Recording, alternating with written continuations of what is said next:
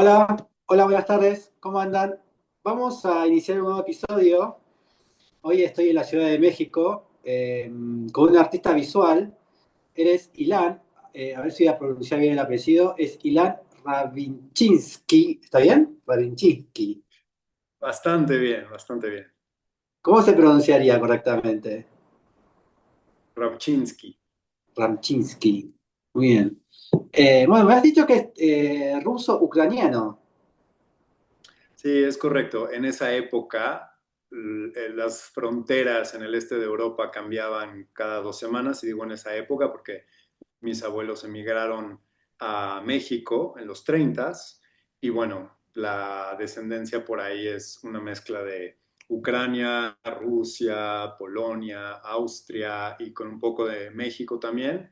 Entonces es un mix particular, digamos. ¿Y sabes? ¿Te contaron por qué tus abuelos llegaron a México? ¿Cómo llegaron a México? ¿O fue una cuestión de escape? ¿O fue algo pensado? ¿Sabes? Claro, no, se estaban escapando. En esa época, obviamente, Europa estaba en un momento muy convulso, muy difícil, y sus vidas corrían peligro, así que la idea era llegar a América. Ellos no sabían realmente qué era América, podía ser lo mismo Argentina, Chile, Estados Unidos, México, era subirse al primer buque que los pudiera alejar de la persecución, y es así como llegaron a Veracruz y después se movieron a la Ciudad de México y en fin, hay como Pero porque eso toda una también es historia. verdad. Muchas veces se subían a los barcos sin saber a qué parte de América llegaban. Eso habrá Sí, sido por supuesto. loquísimo, como una cuestión como surreal, pero bueno. ¿Y tus otros abuelos? ¿Qué sabes? ¿Es la misma historia o es de otra? Es Es para... parecida, por eso hay todos estos diferentes países de origen, porque es una historia parecida. Unos Ah. llegaron un poquito antes, unos llegaron un poquito después, unos llegaron a un puerto, otros llegaron originalmente a Estados Unidos y luego se movieron a México. En fin, sí hay. ¿Sentís que todo esto está presente en tu obra o es anecdótico? Mira, es buena pregunta. Yo diría que sí, porque de muchas maneras informa quién soy, mi identidad y las capas de mi identidad y de mi ser. Entonces te diría que sí. A mí también me interesa mucho siempre todo tipo de referencias en el mundo del arte, la arquitectura, música, cine, absolutamente de todo. Y entonces creo que algo tiene que ver esto con no sentirme completamente de aquí, pero tampoco completamente de allá, como que siempre tengo un pie aquí, un pie allá y en todos lados, de alguna manera.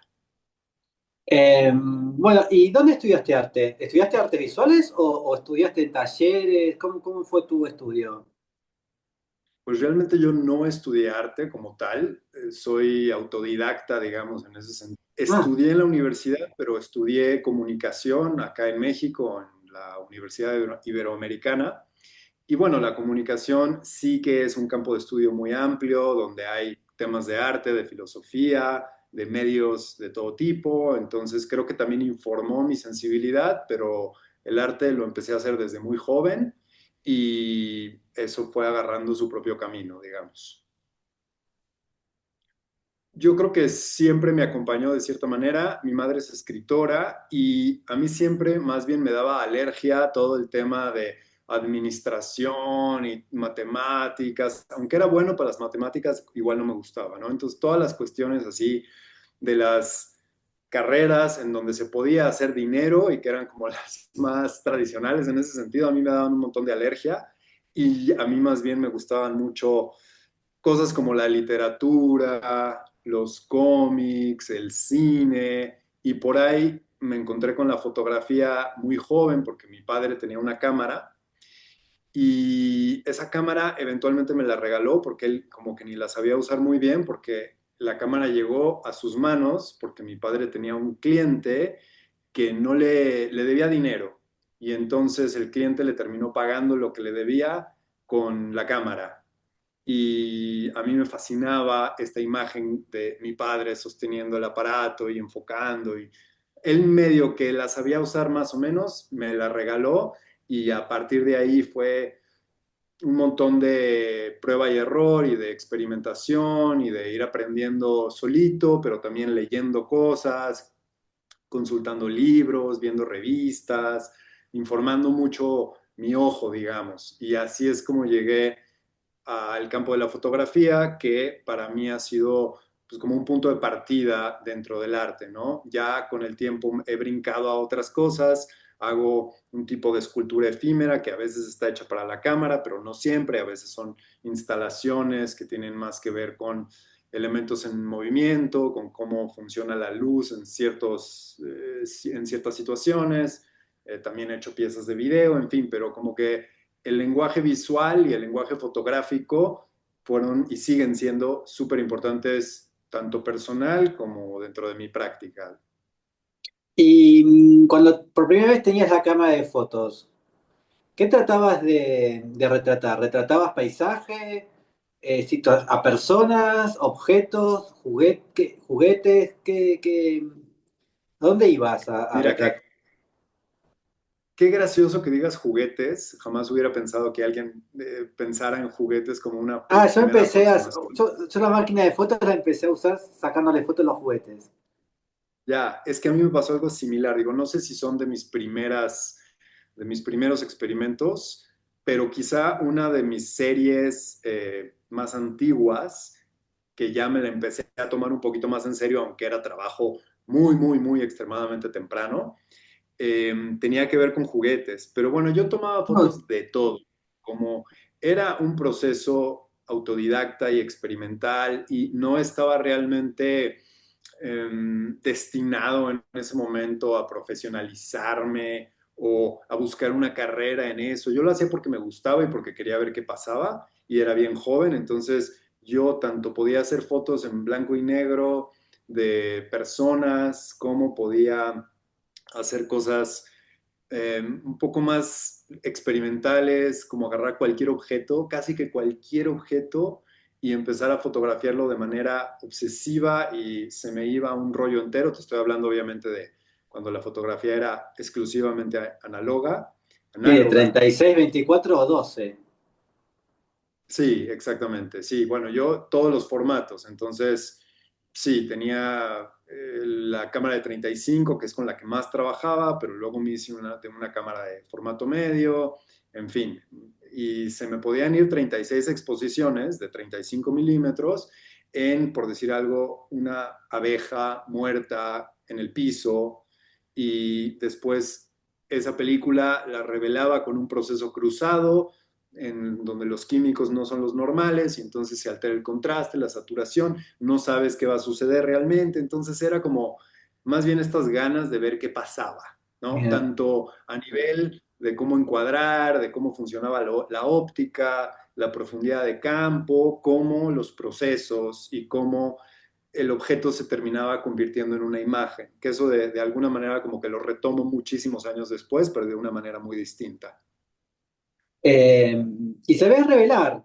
Eso te ayudó, te ayudó más a convencerte de la imagen visual del arte, porque no era, porque cuando revelás, estás también como jugando, ¿no? Estás como editando tu propia imagen.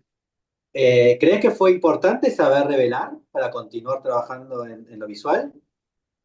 Claro, sin duda, porque de entrada me enamoré del proceso, porque tiene esta cosa que, bueno, es muy romántica y es un lugar común y se ha dicho 500,000 veces, pero el acto de ver cómo se revela la imagen frente a los ojos es algo como mágico, alquímico, ¿no? Y yo lo recuerdo a la primera vez que sucedió y me impactó. Y el mismo proceso de estar en la oscuridad es casi como un proceso meditativo, se te puede ir todo el día o toda la noche ahí metido. Hace mucho que no lo hago, la última vez que lo hice fue para un curso que di, pero me encantaba, realmente sí, era algo que también determinó mi manera de entender la imagen, pensando en que una cosa es la imagen que haces después del clic y otra cosa muy distinta es ya la imagen que imprimes de cierta forma, que le das un tamaño, que le das un formato, que en todo caso la cuelgas en la pared o se va a un libro, ¿no? Como también esa distinción entre la imagen hecha y la imagen producida en el mundo real. yo creo que invariablemente nos va a marcar la época y el lugar donde nacimos. Entonces, sí, sin duda sí. No te sabría decir exactamente de qué maneras, sin duda, pero sí esto de la flexibilidad por haber vivido pre-internet y agarrar el internet temprano, creo que eso es algo que sí, de cierta manera, me Claro, a los marcó y 20 yo creo agarraste que, la internet también, ajá, por ahí. Yo ¿no? recuerdo la 18, primera vez que 20. sí, y bueno, de verdad que recuerdo con mucha claridad la primera vez que vi algo sucediendo en internet, porque fuimos a casa de un compañero de la escuela y obviamente estamos hablando de los módems antiguos y empezó a hacer todo ese sonido y de repente fue Todo eso. todo eso, sí, que era todo un tema, ¿no? Ahora es casi imposible imaginar un mundo pre-internet, pero en ese momento era la revelación y recuerdo cómo en la pantalla de esta computadora muy vieja, obviamente, empezaron a aparecer línea por línea una imagen Mm, y me acuerdo de la imagen era de este show de caricatura que había en MTV, de Beavis and Butthead, que eran dos adolescentes insoportables. Bueno, empezó a salir muy lentamente, línea por línea eso, y todos estábamos así como que, wow, qué cosa tan increíble. sí, lo que hacían, miraban MTV y se reían de lo que miraban en MTV, Sí, sí, esa era la dinámica, sí. básicamente. Eh, bueno, vamos a empezar. Obra propia, 2024, No Form Without Space. Sería no, no forma sin espacio. Sí, pues esta es una serie en la que estuve trabajando un buen tiempo. Empecé más o menos en la pandemia. Y eso tiene que ver con que yo estaba más bien trabajando fuera del estudio y un poco por la pandemia y la cuarentena, mmm, me vi obligado, igual que todo mundo, a permanecer mucho más tiempo dentro de casa o dentro del estudio. Y ahí empecé a llevar el tipo de metodología y de preocupaciones estéticas, digamos, hacia el espacio del estudio y más hacia la iluminación de estudio y a las escalas también de lo que podía trabajar dentro del estudio. Y digamos que ese es el punto de origen temporal de esta serie. Bien. Y bueno, es medio difuso, ¿no? Porque es una escultura, es una imagen, es una fotografía, es virtual, es presencial. La imagen no nos aclara mucho. ¿Eso has buscado? Mira, justo lo que dices, me gusta mucho que esa sea la sensación que genere la obra y para mí esa ambigüedad es importante. Esta ambigüedad que se percibe para mí es importante en el sentido que la pieza final es una pieza fotográfica, pero el proceso tiene mucho más que ver con escultura y con generar estas situaciones escultóricas que están hechas al final del día para la perspectiva hiperespecífica de la cámara y que también, por supuesto, contemplan la luz y lo que está sucediendo a través de la luz y con la luz como un elemento fundamental. En ese sentido también hay un juego de escala, no sabes exactamente de qué tamaño es lo que estás viendo y hay un juego de materialidad, por momentos esto parece algo que podría haber sido generado con un programa digital, tiene ese aspecto incluso como de ilustración digital, pero en una segunda lectura te das cuenta de la materialidad implícita en estos objetos, incluso los desperfectos que hay en ellos, y adquiere como otro sentido, y ahí se empieza a revelar para mí esta, una vez más, ambigüedad entre la tercera dimensión y la segunda dimensión. Y esto tiene que ver con cómo la cámara fotográfica hace una traducción del espacio tridimensional hacia el espacio bidimensional, ¿no? Cómo tomamos un objeto y lo convertimos en una imagen. En este caso, es una traducción, eso siempre lo hace la cámara fotográfica, ¿no? Si estamos ante un paisaje, una persona, lo que sea, siempre pasa eso, es como un mecanismo básico de la fotografía. Aquí este tipo de traducción del objeto a la imagen está hecho con mucha intencionalidad y con mucha conciencia de este mecanismo. Bien. Entonces suceden este tipo de imágenes que aparte es importante mencionar que más allá de todos estos procesos e intereses conceptuales o estéticos, para mí al final son piezas que son de un carácter contemplativo y que también tienen que ver un poco con la línea desdibujada por momentos entre la abstracción y la figuración. Entonces la obra, por el momento, es una fotografía. Correcto, Yo veo una foto. sí. Sí, estás viendo una foto que no tiene aparte demasiada postproducción. Lo que estás viendo tiene muchísimo que ver con lo que ocurre a través del lente en un espacio de estudio donde yo puedo controlar todos los elementos. Y cuando digo todos los elementos son obviamente los objetos, la selección de objetos, su materialidad, su opacidad o transparencia, sus colores, pero también obviamente su posición y la manera en que se relacionan entre sí, la posición hiperespecífica de la cámara, donde todo esto se está filtrando, digamos, o está siendo ordenado para esa perspectiva, y por supuesto la iluminación, Bien. que Entonces, el sí, objeto no es el objeto no es la obra de arte. Para vos el objeto es como una persona. Como si vos me retratás a mí, la obra de arte es mi fotografía, no soy yo para vos.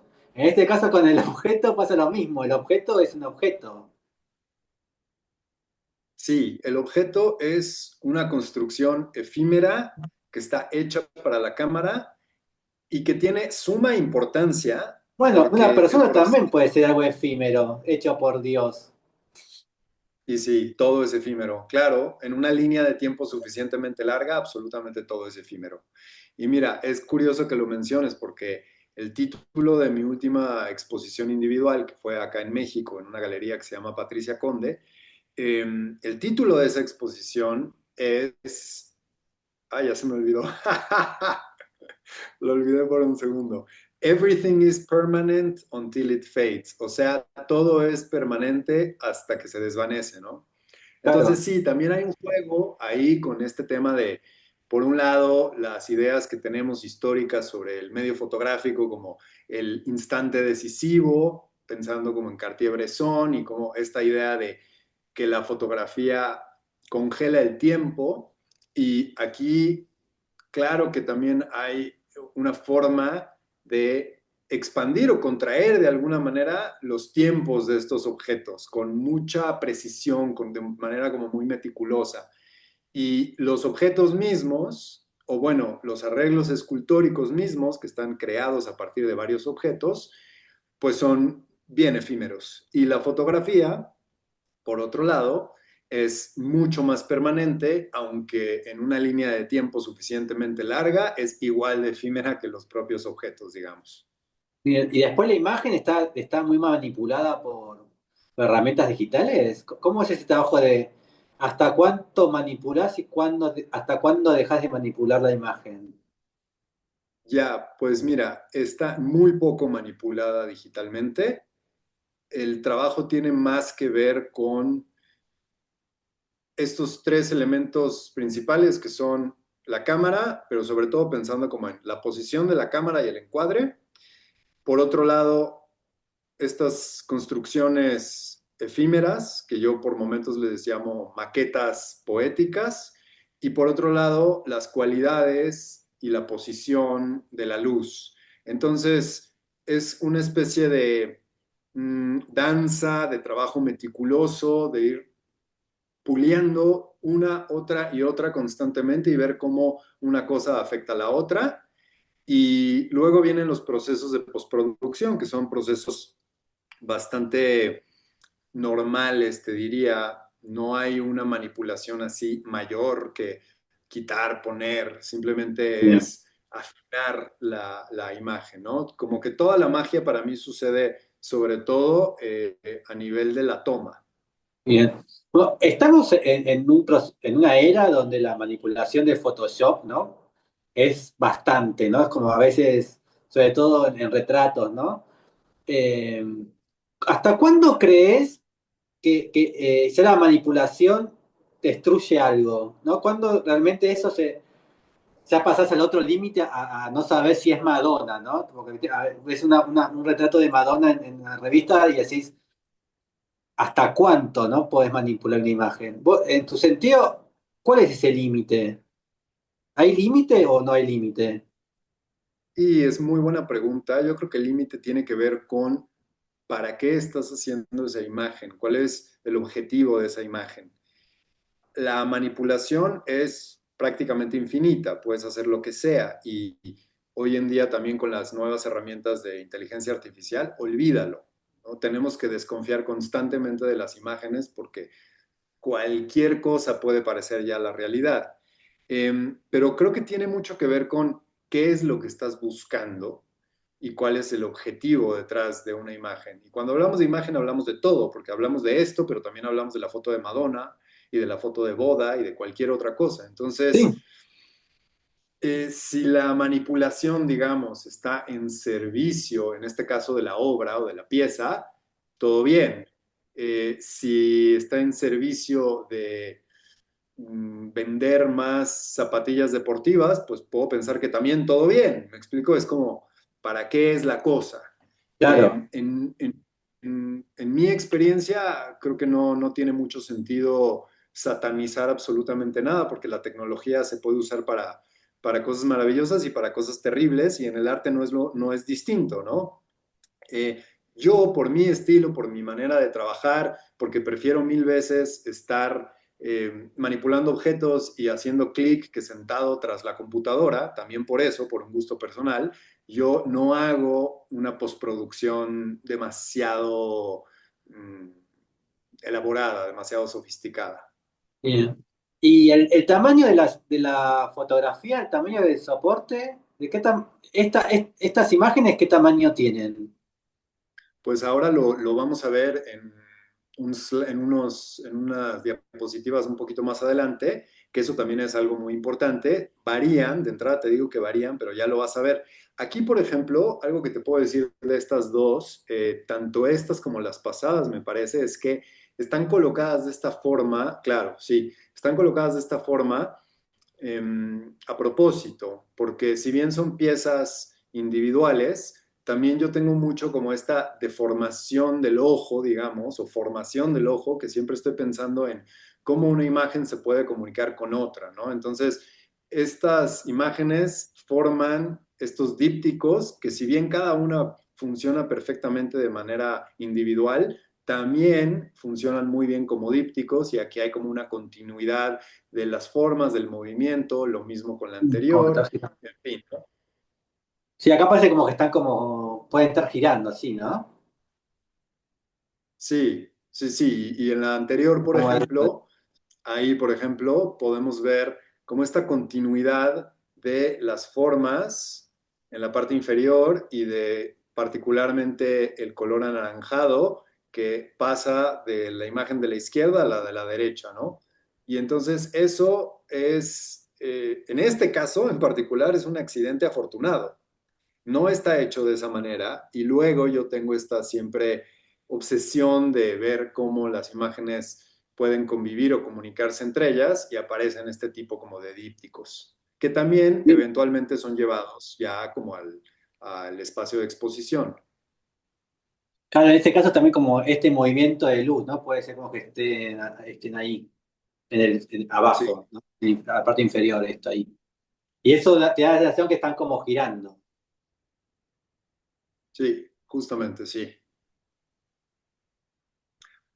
En estas, por ejemplo, lo que te puedo comentar es que hace ratito mencionaba que para mí parte del proceso tiene que ver con las ganas de explorar cómo la tercera dimensión se convierte en la segunda dimensión y cómo el objeto se convierte en imagen, o sea, cómo la escultura se convierte en fotografía. Y puse una selección de obra, hay muchas más piezas, pero las primeras que vimos tienen una tridimensionalidad mucho más aparente, ¿no? Incluso Mm. algunas de ellas, la gente piensa que son muy arquitectónicas y entiendo perfectamente por qué. Y luego estas ya se vuelven aparentemente mucho más bidimensionales, ¿no? Entonces también hay como un juego que tiene que ver con irnos moviendo de lo que es más aparentemente tridimensional a más bidimensional y de repente de regreso y también en ese juego entra un poco la idea de irnos moviendo de la figuración a la abstracción y luego de regreso una vez más a la abstracción y de hacer estas líneas que se desdibujan un poco entre todos estos conceptos y por eso de repente la ambigüedad de estas piezas. Mucha de la experiencia de mostrarlas ya en exposiciones es que la gente dice, ah, me encanta tu pintura. Y les digo, bueno, está muy bien, a mí me encanta que te encante, es una fotografía. No, ¿cómo crees? No, no, no, esto no es una fotografía. Yo, sí, sí. No, para nada, es una pintura. Y eso me gusta muchísimo. Me gusta que suceda, ¿no? Que generan Que esta sea ambigüedad. pero que piensa que es una pintura retratada fotográficamente o realmente la imagen fotográfica la ven como un acrílico. Claro, piensan que es una pintura, pintura, tal Un cual. acrílico, Que esto también un está hecho, acrílico. sí, sí, que está hecho con pigmento, digamos. Que está hecho con pinceles y pigmento y lo que tú Mirá. quieras, pero no piensan que es una fotografía. Y eso a mí me gusta un montón. Al inicio, cuando primera vez vi tu obra, dije, ah, claro, un suprematista, ¿no? Pensé en Malevich o en Kandinsky, ¿no?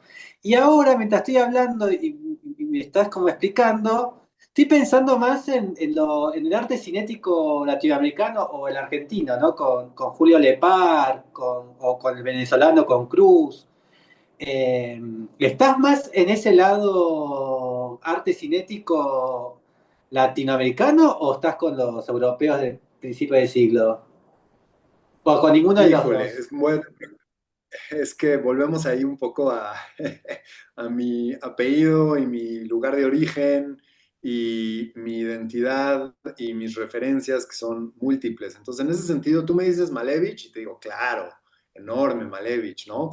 Me dices Kandinsky y digo, a mí no soy particular, no me encanta Kandinsky realmente, pero me hablas de Cruz 10 y te digo, sí, 100%. Y me hablas de mil otras referencias, tanto europeas como latinoamericanas, y por supuesto que sí. Entonces, hay muchas referencias para mí que están reflejadas de manera inconsciente en el trabajo. Yo nunca estoy pensando o en Malevich o en Cruz 10 o en absolutamente nadie cuando estoy trabajando, pero digamos que son como parte de mi bagaje y no necesito, yo personalmente no veo como la necesidad de ubicarme más de un lado o del otro, ¿no? Simplemente es como yo destilo también esas referencias de cierta manera a través de mis procesos y de mis proyectos y cómo esas cosas terminan estando de una manera u otra presentes en la obra. Claro, Pero claro, sí, porque todo lo que acá mencionas es cierto. en Argentina tenemos no sé si lo conoces, a Belo o a Polechello, ¿no? Que trabajan con toda esta imágenes. A Belo, la última tenía como un semáforo que estaba puesto en la calle y cuando pasabas el sonido se iba iluminando el cartel con colores, ¿no? Eh, Mm. pero bueno, son muchas referencias. ¿Pero estás dentro del arte cinético? Pues mira, sí que también hay un montón de referencias ahí. El día de hoy no traigo nada de eso, pero sí, hace poco, por ejemplo, hice una pieza que es una instalación cinética, que una vez más como conjuga este tipo de situaciones y de elementos, que sobre todas las cosas son la luz, el color y la forma, pero que ya no hay una cámara involucrada de ninguna forma y que más bien es una instalación cinética y cinética que está haciendo cosas en tiempo real, que nunca se repiten y que tiene que ver con este tipo de lenguaje, pero que no es para nada Claro. fotográfico, ¿no? También es una de las referencias, ¿no? Bien. Qué buena esta Ahí, por imagen. Este ejemplo, parece como si fuese un cohete, ¿no? Acá es como. me parece Bueno, muy estas curioso que lo digas. referencias, ¿no? Estas referencias, ¿cómo te las tomas? Porque me imagino que que el público viene, y yo como acá te voy a decir un cohete, ¿no? Viene y te dice, no, ¿cómo te tomas todas estas referencias y estos comentarios que te hace el público? A veces te molesta, te enoja, te divierte, las querés escuchar. Nunca me molesta, no, yo creo que la obra ya también, como que una vez que está hecha y que otra persona la está viendo, pues ya está, ¿no? Esa interpretación es de la persona y se acabó. Entonces, me parecería hasta absurdo molestarme por lo que alguien más ve en mi obra. No, y además Me río porque, siendo abstracto o conceptual, te lo tenés que permitir sí o sí, porque no es que estás haciendo arte figurativo, no, no es que es un león. claro, por supuesto, y me río con lo del cohete porque me pasa mucho que de repente alguien, un amigo, mi pareja, alguien que no conozco, me dice, aquí yo estoy viendo tal cosa, ¿no?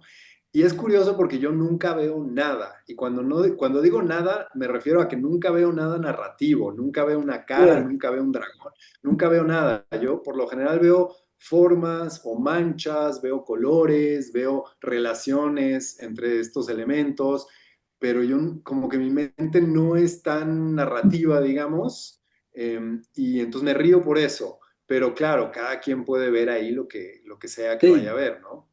un semáforo cubista, ¿no? Porque debe ser rojo, bueno, ese medio verde es medio raro y el amarillo, pero... Ajá, sí. eh, Y te iba a decir, por ejemplo, que me hiciste pensar en una pieza, cuando hablábamos de estas cuestiones como cinéticas, me hiciste pensar en una pieza que me gusta muchísimo de Laszlo Moholy-Nagy, que tiene este modulador espacial, que es una especie de objeto que gira, hecho con pedazos de metal y objetos domésticos, y que también está recibiendo luz y haciendo una como una reconfiguración espacial y cromática muy, muy interesante y es como un precursor eh, importantísimo, yo creo, de muchísimas cosas, ¿no? En la historia del arte. ahí está en la exposición. Justo, ¿no? Hace ratito preguntaba sobre el tamaño de las piezas. Va variando, estas son, digamos, de esta serie como las más grandes. Estas miden, me parece que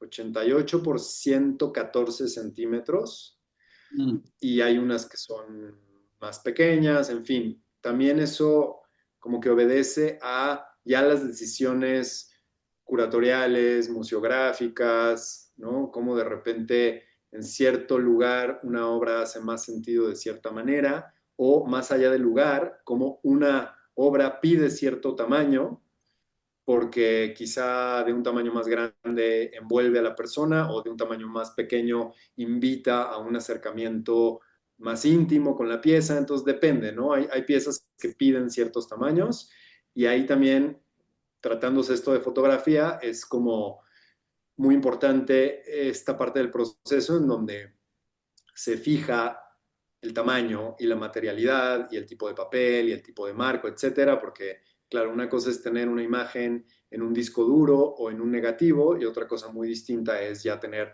esto colgado en una pared, ¿no? Entonces, esas decisiones que también tienen que ver con una imagen que ahora regresa al mundo tridimensional son muy importantes. Y en este caso, ¿el soporte es papel fotográfico? Sí, así es.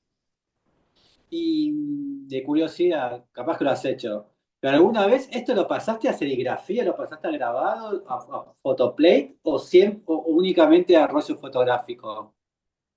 No, nunca lo he hecho. Alguna vez hice un experimento con un papel translúcido completamente, que es más bien un tipo de celulosa, y imprimiendo la misma imagen en un papel positivo y luego juntando las dos y viendo qué sucede ahí, como algunos experimentos, pero no, al final pasa un poco lo mismo que con el tema de la manipulación a la postproducción, ¿no? Como que las obras, de cierta manera, ya están bastante resueltas y entonces no he visto ningún beneficio de pasarlas a otro tipo de material de forma indirecta o hacer una capa adicional, digamos, de interpretación para la obra a través de otro material, ¿no? Ya como, más bien Bien. aquí me concentro mucho en qué tipo de papel es el que funciona, ¿no?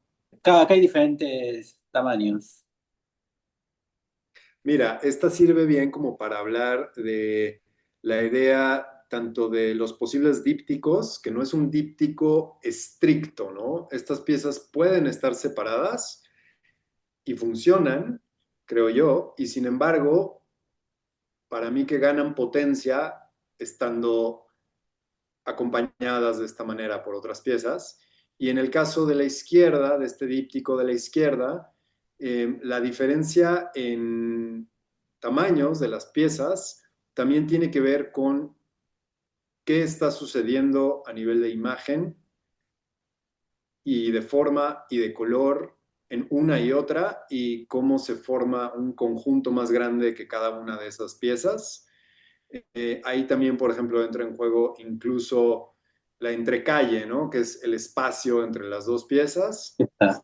y, ajá, justamente, ¿no? Si están más cerca, más separadas, en fin, ya también son decisiones que se toman a la hora de mostrar el trabajo, pero que le dan una lectura sugerida a las piezas, ¿no?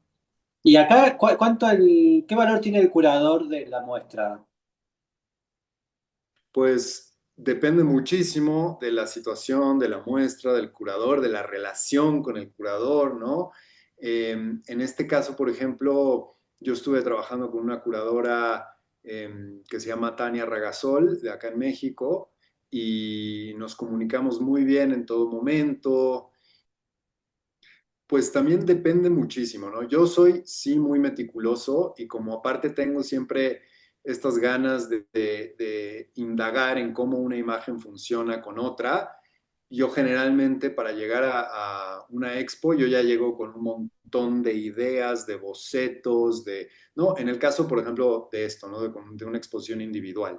Si es una colectiva es muy distinto y ahí sí el curador también tiene el encargo y la Mm. labor de articular todas las piezas de todos los artistas en una muestra que tiene un cierto tema o en fin, ¿no? Pero en el caso, por ejemplo, de una individual, yo sí ya llego con un montón de ideas y de bocetos incluso, y ahí es el trabajo de conversar con la curadora, en este caso, y ir definiendo y ir haciendo un ping-pong para realmente como profundizar más y entender cómo podemos hacer la exposición más contundente con la obra. Y eso también es desde la selección de obra misma, ¿no?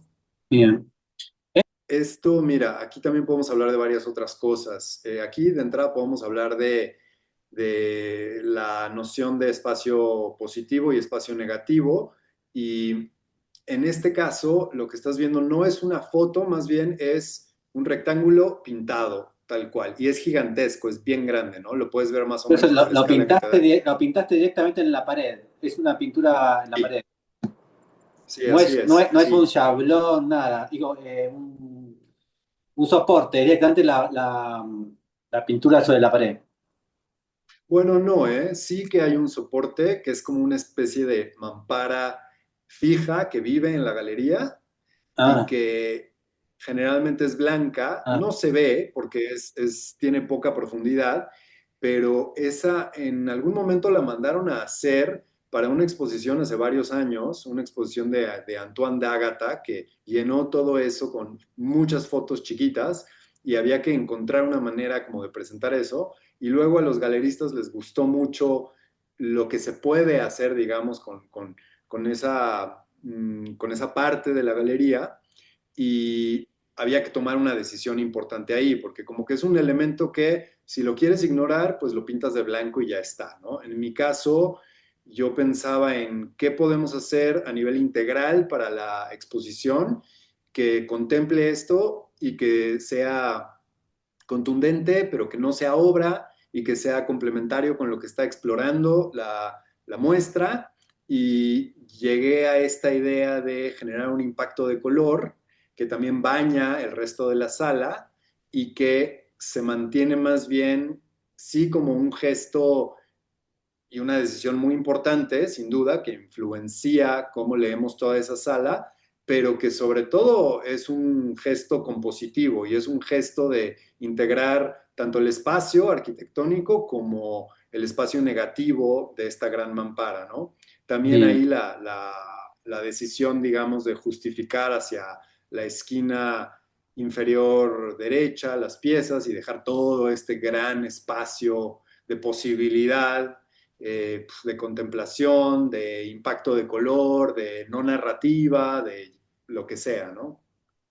Igual está bien equilibrada, porque al ser tan grande, pero bueno, no sé, pero es como que está bien equilibrada, no es que se te va la imagen, el peso, ¿no? El peso que genera esto con respecto al vacío, ¿no? Ahí no hay. Ajá. El Mira, árbol, algo que te quería... sí, eso es enfrente, justamente. Es el muro de enfrente. qué bueno, Sí, también qué es difícil una decisión. tener qué difícil tener un árbol en la exposición. Sí que lo es. A mí me encanta esa decisión de los Es buenísimo. galeristas, ¿no? Así como cuando los arquitectos, en vez de llegar al terreno donde van a construir y talar todo y empezar a meter ahí cemento, cuando consideran los árboles, los arbustos, en fin, lo que hay de naturaleza en el contexto, en el terreno, y encuentran maneras de integrarlo que funcionen con la obra arquitectónica. Siento que aquí pues pasa más o menos lo mismo, ¿no? Entonces, una vez más, es uno de estos elementos que hay que considerar a la hora del montaje, hay que considerar, y a veces puede ser problemático, claro, hasta podrías decir lo mismo de este rectángulo azul que veíamos hace rato. Sí. Es algo que hay que considerar y que está fijo en el espacio de la galería, pero yo celebro mucho que los galeristas hayan tenido la sensibilidad de decir, bueno, este árbol está aquí porque esto antes era un patio y entonces se queda el árbol y ya que los artistas hagan como puedan, ¿no? Para relacionarse con ese árbol. Y es buena también la relación, como el árbol te sirve para un tipo de escala y para otro, ¿no? Como este Correcto, pequeño detalle que has hecho acá, como correcto, otro sí. punto otro foco que debe hacer el espectador, debe Así acercar, ¿no? es, así es Eso también cómo es bueno. integramos el contexto. ¿Cómo tomás al espectador con la distancia? Porque esta teóricamente vos la estás pensando porque yo las vi a las tres juntas, entonces me tengo que ir para atrás. Después acá me está diciendo, no, ahora acércate, ¿no? Vení cerca porque...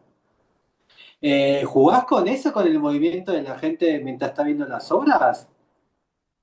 Sí, también es buena pregunta. Claro, una obra más grande siempre pide, como dices, alejarse, una obra más chica siempre pide acercarse, ¿no? Y en ese sentido, mira, si regresas una diapositiva para arriba, ajá, aquí por ejemplo, del lado izquierdo hay dos piezas grises muy pequeñas Ah, en el muro esto. de al lado. Ajá, sí, esas son piezas.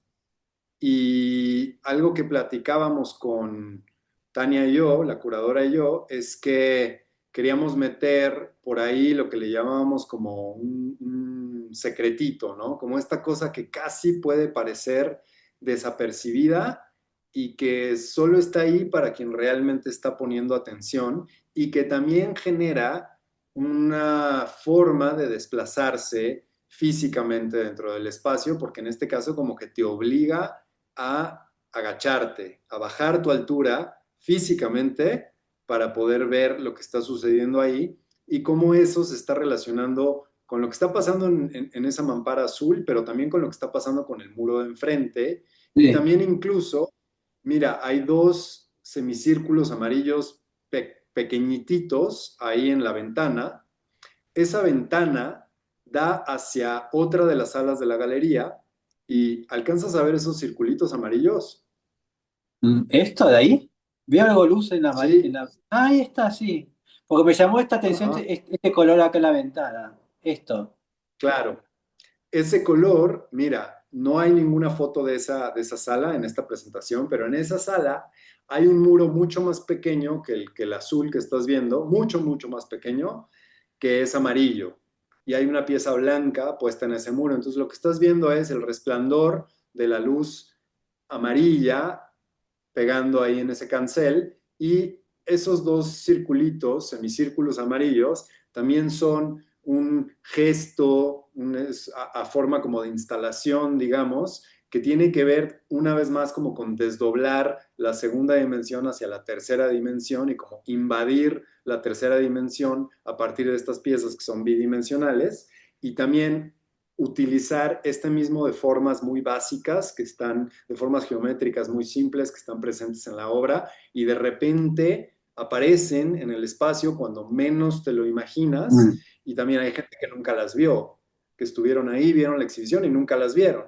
Y ahí. hay gente que incluso en algún momento alguien preguntó que cuánto costaba esa pieza, ¿no?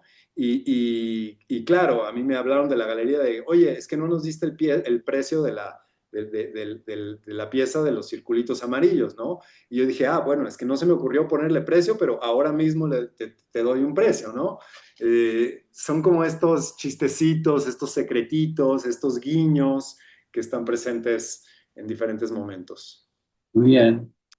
Ahora sí, vamos a la hora ajena. Torres de satélite. Barragán y Geritz. Entonces, Barragán, Gerritz y Chucho Reyes como colaborador, que a veces no se menciona a Chucho Mm, Reyes como colaborador, pero es sí verdad. que lo fue. ¿Y a vos? Sí. Y bueno, yo escogí esta obra porque de entrada tenía como muchas posibilidades. Incluso estaba pensando en un disco, en cuestiones de música o pictóricas o cualquier otra cosa, pero tomando en cuenta la vocación arquitectónica que tiene en gran medida el canal, decidí irme por algo arquitectónico, que aparte sí es una de mis referencias importantes y que también de cierta manera veo cómo puede dialogar con mi obra. Y bueno, Barragán obviamente un referente tan importante acá en México y el mundo. Y esta pieza tan, a mí realmente me parece muy potente, muy especial, que tiene por un lado la escala arquitectónica, ¿no? Como de estos volúmenes que se presentan como edificios y que nos remite a la urbe, pero al mismo tiempo es una abstracción espacial y cromática muy sui generis, entonces es una cosa bien híbrida, una vez más ambigua, que me gusta la ambigüedad en general a mí en términos de arte, es una cosa ambigua entre la arquitectura y las expectativas de lo que es arquitectura y la escultura y las expectativas de lo que es o no es escultura. Obviamente, pues aquí no hay ningún sentido práctico, no son habitadas ni habitables, entonces eso nos lleva más al ámbito del arte como tal, pero la esencia arquitectónica del proyecto está súper presente. Sí. Y Bueno, y la relación que hay con la obra anterior, ¿no? De los dos círculos amarillos. Cuando en realidad en la casa de Barragán, Geritz pone un cuadro amarillo, ¿no? Entonces la luz que entra por el cenital atraviesa el cuadro de Geritz y aparece la luz amarilla, ¿no? Que es más o menos algo parecido a lo que sucede con los dos círculos amarillos de la galería anterior, ¿no? mira, yo nunca lo había pensado hasta que lo dices y tiene todo el sentido para mí, ¿no? A mí de repente me pasa eso, que hay cosas que aparecen por ahí en mi obra y que luego alguien me dice, ah, esto me recuerda un montón a tal, y digo, sí, a mí también tiene todo el sentido y seguramente algo se filtró por ahí, ¿no? Y bueno, si hablamos de Barragán, tenemos a fuerza que hablar de luz, ¿no?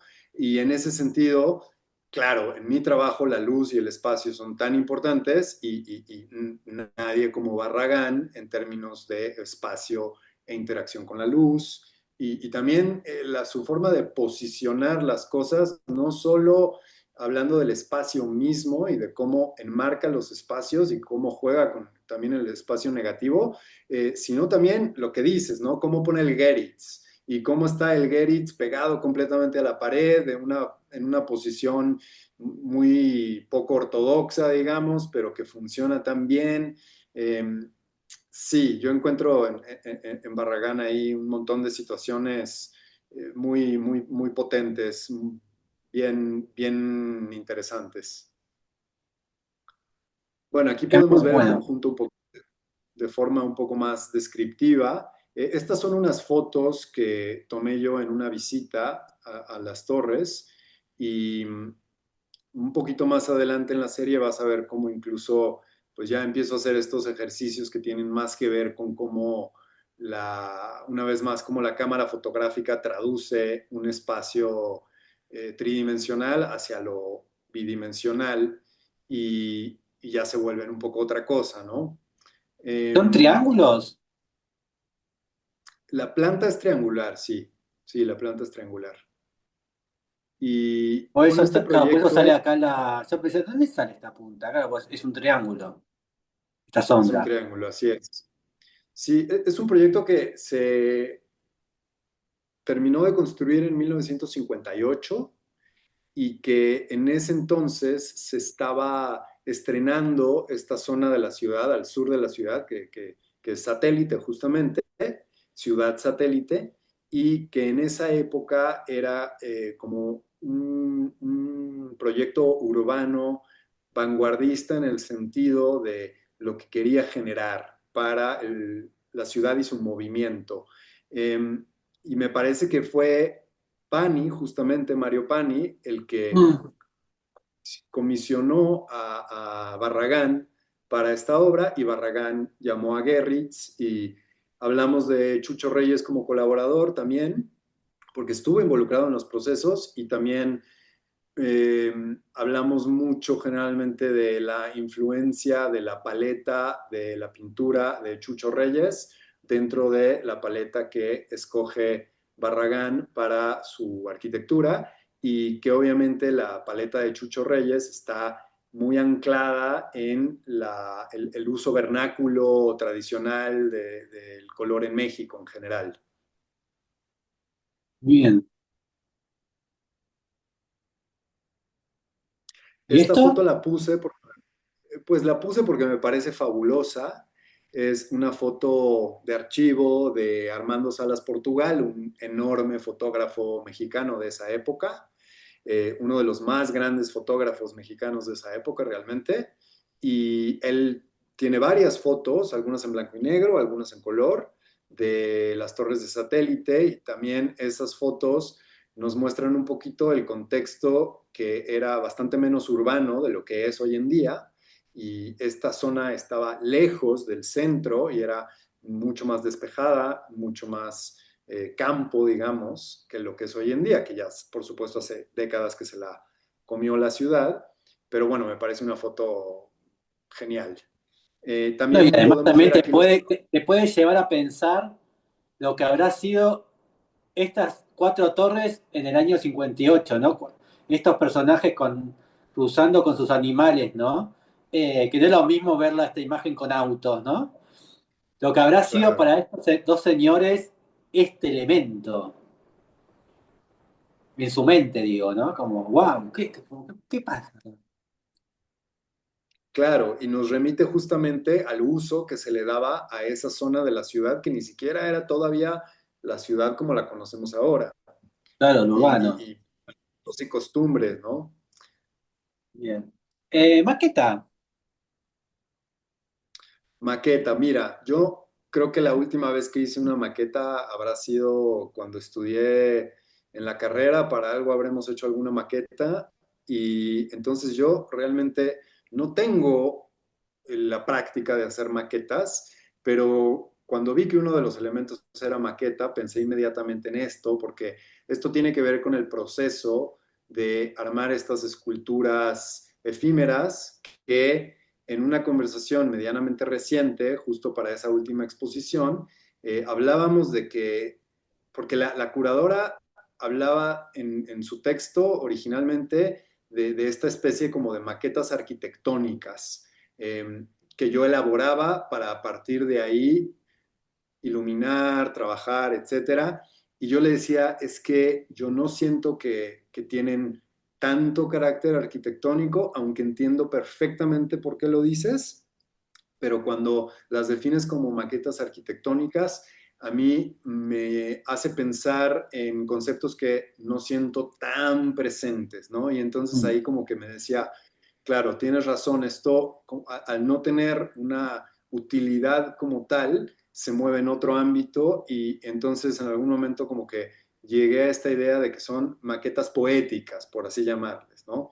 Que son En tanto realidad vos poéticas como estás efímeras. pensando en composición, ¿o no? Así es, sí, sí. No, no, Sí, esto no tiene pensás en mucho. espacio, pensás en composición, en imagen. Es que pensar en composición y sin pensar en espacio es imposible y viceversa, ¿no? Entonces, a fuerza, si estoy pensando en composición, O estoy bueno, pensando en en espacio espacio. habitado, entonces. Ya, ahí sí. Claro, yo no estoy pensando en eso. No estoy pensando en el usuario, no hay usuario. Claro, ¿No? así es. Sí, bueno, el espacio también es pictórico, digo, ¿no? Pero bueno, pero vos no estás pensando en un espacio habitado por seres humanos o por animales o por seres. Claro, claro. Y sin embargo, em, quiero Y pensar tampoco que hay estás algo. pensando en una estructura espacial. Vos tampoco estás pensando si eso se sostiene en la realidad tampoco. No estás pensando en una estructura.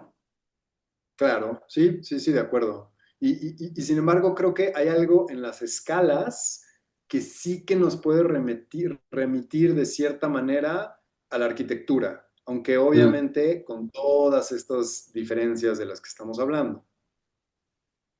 Aunque sí, porque para fotografiarla sí se tienen que sostener las formas.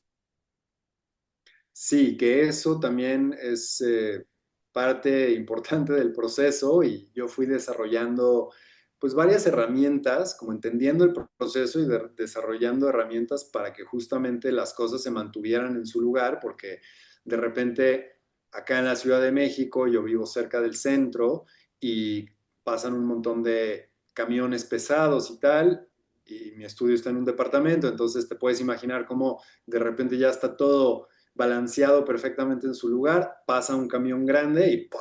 Tira todo porque vibra un poquito el edificio Claro, y tira todo, ¿no? Entonces claro, pero sí, digo que en también un punto hay, sí hay algo porque no es que las cosas están volando, vos las necesitas que estén como fijas para la foto, que tengan una sí, autoestructura, autosostén. así es, sí, sí. Sí, la gravedad sin duda juega un papel importante, la materialidad, el entender cómo las cosas funcionan o no funcionan para sostenerse en su lugar, sí, sin duda. Porque digo, si vos de golpe acá le querías poner una pelota, un redondel, no se te iba a sostener nunca porque se te iba a caer. Así que hay Sí, algo también tenía un poco de razón la curadora. ya. Sí, son piezas que están ancladas en la materialidad, no se Claro. escapan de eso. Sí, sí, sí. Y mira, lo que estamos viendo es como una especie de Claro, detrás de las cámaras. A Malevich no le sucedería eso. Ya, justamente, sí, claro. Sí, sí, sí. Y por eso me parece interesante cuando alguien dice esto es una pintura, ¿no? Porque el proceso y el trabajo tiene mucho más que ver con lidiar con la gravedad y con la materia que con un pigmento en una superficie plana, ¿no? Entonces todo el Claro. proceso es tridimensional y ya el resultado final es una imagen plana, Bien. pero Y sí esto, hay que ver con la materia. estos son acrílicos. Hay una mezcla de materiales, hay plástico, vidrio, acrílico, por ahí hay piedras, hay madera, hay materiales más o menos translúcidos. O sea, justo las que pongo, sí hay más materiales translúcidos, ¿no? Aquí, por Bien. ejemplo, a diferencia de las anteriores, bueno, de entrada estos materiales son bastante más grandes y aquí lo que estás viendo es simplemente unas fotos así como rápidas de registro que tomé de cómo estábamos como ordenando el material para clasificarlo antes del trabajo para poder ver qué es qué, ¿no? Y tenerlo como en mente. Y esto es diferente porque las obras ya no suceden en el estudio, que tampoco las incluí aquí porque como nada más era hablar de una obra, en este caso de un cuerpo de obra, no lo incluí, pero esto fue una comisión y la idea era realizarlo al aire libre Bien. y en concreto con la luz del sol en vez de iluminación artificial, ¿no? Entonces es un poquito esta idea de articular situaciones escultóricas efímeras, pero en un contexto natural y con la luz del sol y se vuelve todavía más efímero porque el sol no te espera, ¿no? El sol sigue su trayecto por el cielo y la luz va cambiando muy rápido, entonces son situaciones todavía más efímeras, digamos. Bien. Bueno, volviendo a esto que decías de lo pre-internet, lo pre-internet también había algo que existía que era genial, que era el misterio, ¿no? Por ejemplo, si vos, yo en los 90 era como fanático de Trent Reznor, y para saber cómo era la cara de Trent Reznor, tenías que caminar 25 millones de discotecas para ver una revista en la que salga porque no había, ¿no? Y era todo como el misterio, ¿no? Tipo, vive, es real, es satánico, ¿no? Como Marilyn Manson, como todo esto. Y hoy en día, ya sabes, no tenés Twitter, Instagram, están en todos lados y cero casi las 24 horas del día, ¿no? Y en este caso, con estas imágenes que estamos viendo, ¿no sentís que le estamos sacando el misterio a tu obra? Como no es que estamos Mm, como sacándole la magia. ¿Cómo ves eso Mira, respecto a tu trabajo? ya, sí, te entiendo perfecto, porque es un poco como meterse a la cocina, ¿no? Una vez ves el plato terminado, puesto frente a ti de una manera súper ordenada, armónica, en donde todo se está combinando perfectamente, y luego te metes a la cocina y ves cómo están partiendo la cebolla y nada que ver, ¿no? En este caso, un poquitito, muy leve. Decidí compartirlo, ¿no? No, generalmente no lo hago. Estas sí, por ejemplo, porque tienen un poquito más de misterio, las otras son un poquito más Crudas. directas, pero estás viendo muy poco del proceso, realmente. O sea, pareciera que estás viendo mucho, pero no, no, no. O sea, no, no Ok. con esto alcanza para hacer el plato. Entonces, sí que estás viendo dos, tres cositas, pero hasta ahí. Y bueno, comparto mucho lo que dices de Trent Reznor. A mí también me gustaba mucho Nine Inch Nails. Y esta cosa que tenía pre-internet, que no era solo el misterio de las cosas, ¿no? Yo iba, por ejemplo, aquí a el Tianguis del Chopo, que es un tianguis legendario, en donde en esa época había un intercambio muy activo y muy especial de música. Tú llevabas tus discos y ahí los intercambiabas con gente que llevaba sus discos, ¿no? Y aparte era como un espacio de diversidad muy particular y, y claro, era como esta cosa que conseguías el disco pirata de un en vivo de quién sabe qué banda que te gustaba y era la joya absoluta, ¿no? Entonces, tanto el misterio como que no teníamos las cosas de forma inmediata, ¿no? Que había que esperar y que trabajar un poco por las cosas y que por eso ya el hallazgo se volvía más satisfactorio y más importante, ¿no? Bien. Bueno, dibujo. Dibujas también. No, soy pésimo para dibujar. Malo, malo. Yo no entiendo la perspectiva con una pluma o con un lápiz. Bueno, la entiendo, pero no la puedo plasmar bien. Y entonces yo lo que hago es dibujar para hacer bocetos, por ejemplo, que son unos bocetos ultra rudimentarios. Y como puedes ver, mi caligrafía tampoco es muy sofisticada.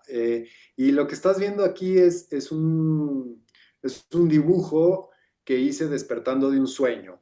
Y era, en mi sueño, esto era una especie de pintura, era como un boceto para una pintura y es una pintura con texto. Y lo único que dice la pintura, el único elemento así como principal de la pintura es esta palabra que dice unfinished y ya lo que ves arriba y abajo de eso son más bien anotaciones de cómo se veía ese espacio en términos cromáticos en el sueño. Entonces, allá arriba dice naranja rojizo, abajo del unfinished dice un poco de morado y más abajo dice naranja.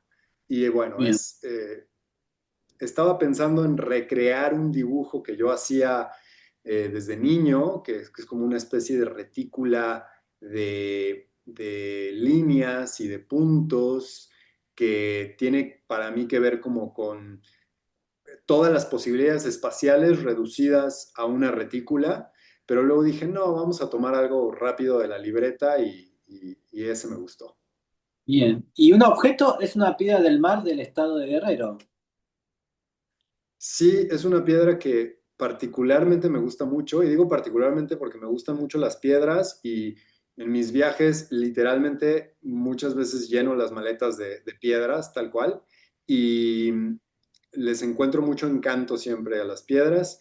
Esta me gusta mucho porque tiene todo este crecimiento amorfo, azaroso, con estos colores muy bellos, muy sutiles y es una piedra que traje de una playa que se llama Troncones, es en el estado de Guerrero, donde hay muchas piedras en la playa, dependiendo de la temporada también, pero suele haber muchas piedras en la playa y cada una es obviamente irrepetible y a mí las piedras me hacen pensar como en los eones, los miles de años que esa piedra lleva rebotando por el mundo y lleva achicándose y puliéndose y agarrando otras partículas y perdiendo algunas otras partículas y adquiriendo la forma final, que no es final, es la que vemos ahora, pero que esta piedra en otros 2000 años, quién sabe cómo va a ser. Entonces me gusta mucho eso, ¿no? Como una excusa para pensar en el tiempo profundo, ¿no? En el tiempo del cosmos, de la Tierra, más allá de nuestra breve estancia en el planeta. Entonces esta piedra me gusta mucho, generalmente me acompañan muchos objetos así que voy recogiendo de diferentes partes y que me gustan y que les encuentro como un valor estético o un valor conceptual o un valor en las ideas que cargan para mí. Y bueno, escogí esta porque estaba muy a la mano y porque me gusta mucho. Así que, pobre piedra, la estás encarcelando, la sacaste de su ámbito de libertad y te la llevaste tipo egoísta. Mira, sí, sí lo he pensado, ese tipo de cosas sí que las he pensado, pero luego también pienso en la postura contraria, ¿no? No sé si estás familiarizado con Carlos Castañeda. Sí, me suena, ¿quién es? Sí, ¿quién es? Bueno, Carlos Castañeda era un escritor, pero más que escritor, digamos, eh, bueno, no sé ni cómo llamarlo, pero digamos que un místico de los sesentas, un buscador espiritual de los sesentas, tiene unos libros que son muy famosos acá en México y en muchos otros lados, y que tienen que ver con su encuentro con un, eh, con un hombre medicina yaqui, y en algún momento él está siendo como aprendiz de este gran sabio, digamos, ¿no? Está siendo su aprendiz y don Juan van caminando y Castañeda ve un grillo, un saltamontes en el camino y lo toma y lo pone sobre una rama y don Juan le dice, ¿qué haces? No, lo estoy salvando porque aquí es la mitad del camino, entonces en cualquier momento alguien puede pasar y lo puede aplastar y lo puede matar.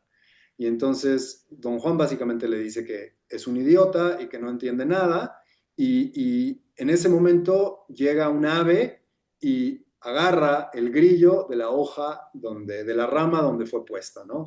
Entonces es un poco como decir, todos los factores que involucran el movimiento de una piedra, yo soy más que uno de ellos, ¿no?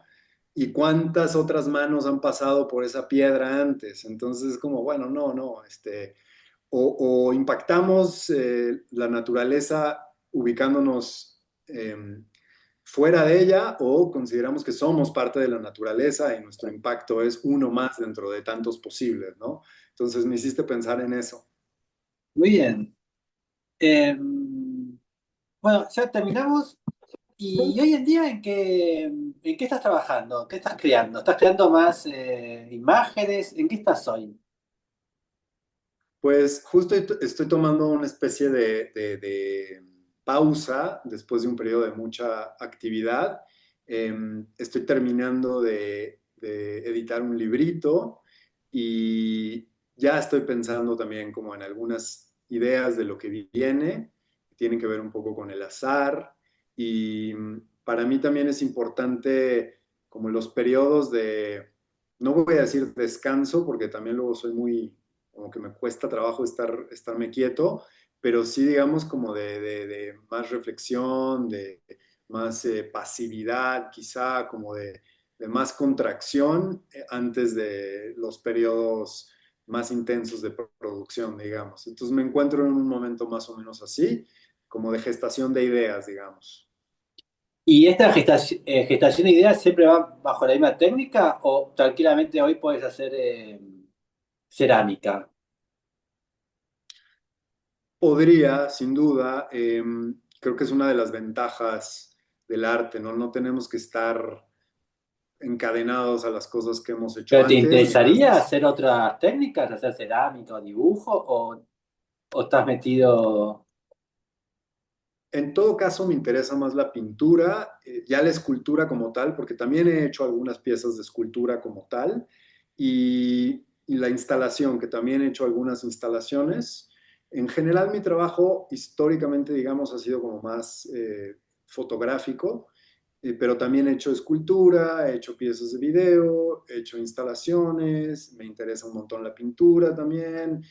Claro, entonces definitivamente no estoy para nada cerrado a nada de ello y ya veremos en qué se convierte la cosa. ¿Y tuviste que ser fotógrafo de modas o de situaciones de casamientos, de arquitectura para trabajar? ¿Te gustaría de golpe ser fotógrafo de arquitectura o de modas o no? ¿Cómo lo ves eso? Mira, yo en paralelo a mi práctica durante muchos años me dediqué a la fotografía editorial y hace también muchos años como que decidí que más bien ya le iba a poner más atención a mi práctica de artista, porque lo otro, si bien siempre me gustó un montón, tomaba tiempo que yo ya le quería dedicar a mis proyectos de arte y entonces decidí cambiarme, digamos, cambiar el enfoque de mi trabajo, pero justamente he hecho mucha foto de arquitectura y en el contexto también, por ejemplo, de libros o revistas de viaje o revistas de arquitectura. He trabajado con muchos arquitectos, le tengo mucho aprecio y mucho gusto a la arquitectura e incluso he dado clases de fotografía de arquitectura e interiores, Ah, mira porque sí es, vos. digamos, sí fue como una de mis especialidades, digamos, en ese momento de mi vida. También hacía mucha Pero foto siempre de lo tomabas viaje. como un trabajo, era un trabajo para vivir, no como Sí, una expresión no como una expresión propia.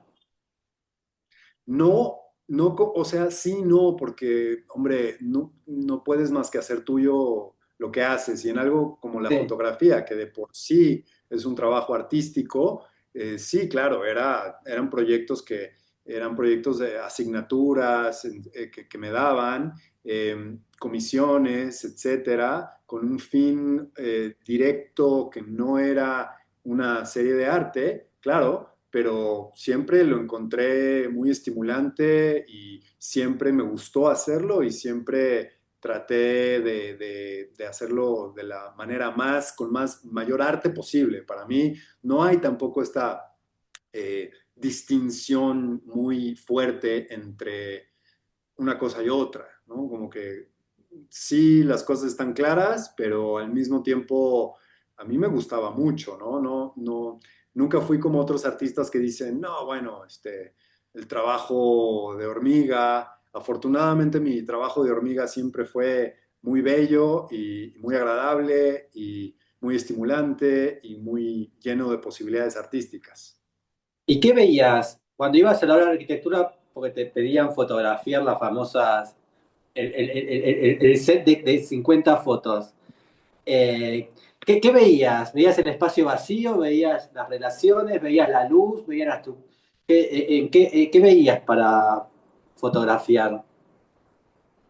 Bueno, el espacio vacío muchas veces incluso era para mí hasta un punto de partida antes que ya los elementos constructivos, que obviamente tampoco se puede decir eso al 100 porque los elementos constructivos son los que están envolviendo el espacio, entonces una cosa va junto con pegado, ¿no? Pero sí esa relación de los espacios vacíos, del espacio mismo, del espacio negativo, ya con la obra y por supuesto también la luz, súper importante, y una vez más, la perspectiva de la cámara, ¿no? ¿Cómo se presenta el espacio? Cuando tú estás trabajando con foto en un estudio, por ejemplo, tú puedes hacer lo que quieras. Cuando estás trabajando en una obra arquitectónica, las paredes están donde están, no las puedes mover. Entonces, es cómo respondo yo físicamente, cómo me muevo yo con la Claro, cámara. vos tenés que mover. Ajá, justamente, ¿no? Cómo habito este espacio con una cámara en mano para poderlo representar de una manera exitosa, digamos. Y ahí la luz también es fundamental, ¿no?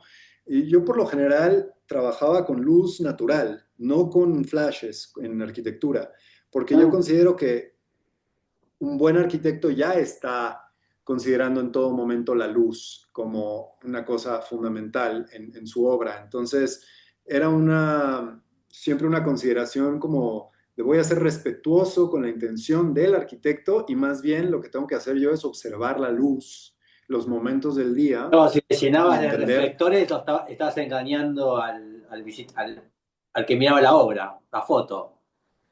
Claro, sí, pero no creas, es común que los fotógrafos llegan con luces a iluminar un espacio arquitectónico, que no necesariamente está mal, ojo, ¿no? Mi aproximación siempre fue más bien sacarle jugo a la luz ambiente. Así que bueno, bueno, muchísimas gracias. Nos veremos en México o en Buenos Aires. ¿Conocés Buenos Aires? Sí, conozco Buenos Aires, pero tiene muchos años que no voy. Bueno, si volvés antes de que yo vaya, nos encontramos acá o allá. Ya, tú me avisas y viceversa, si es que voy para allá, porque sí que me gustaría regresar. Bien. Bueno, yo nunca fui a México. Fui a México, pero digo que nunca fui a México porque fui a Cancún. Ya, eso no es México, sí. Eso es lo más alejado de México que hay. Claro, es como fui a México, pero fui a Cancún. Es como toda la gente es como que no fui a México. Fui a Sí, Cancún, así es.